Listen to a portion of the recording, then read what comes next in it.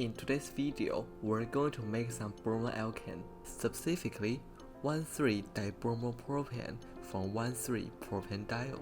Bromoalkane serves as an important chemistry building block as it's quite reactive. Therefore, the bromine group is easily substituted by other nucleophilic groups. In terms of chemicals, there are only few simple chemicals needed: sodium bromide, sulfuric acid, and 1,3-dipropanediol.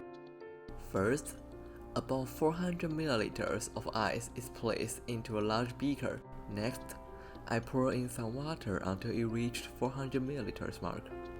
After that, 200 grams of sodium bromide is added. Then, 200 grams of sulfuric acid is added. The dissolution of sulfuric acid produces tons of heat.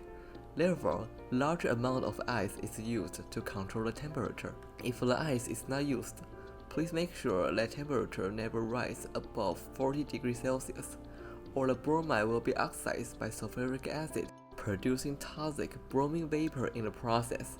During the reaction, sodium bromide reacts with sulfuric acid to produce hydrobromic acid in situ. After solution has cooled down sufficiently, another 120 grams of sulfuric acid is added, and followed by 45 grams of 1,3-propanediol. First, the reaction is refluxed for 4 hours.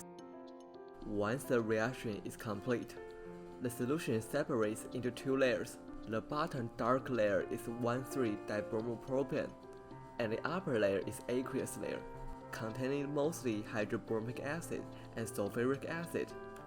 Next, a simple distillation is set up and start collecting until normal oil droplets pass over. During a reaction, first, 1,3-propanediol is protonated by the strong acid. This newly generated water group is actually a good leaving group and is attacked by the bromide ion. This process repeats itself 2 more times to produce target product, 1,3-dibromopropane. This dibromopropane is steam distilled, and the product is collected in a receiving flask. About 250 ml of distillate is collected. Next, the crude dibromopropane is purified. First, the organic layer is separated using a separatory funnel and washed with 10% potassium carbonate solution or sodium bicarbonate solution.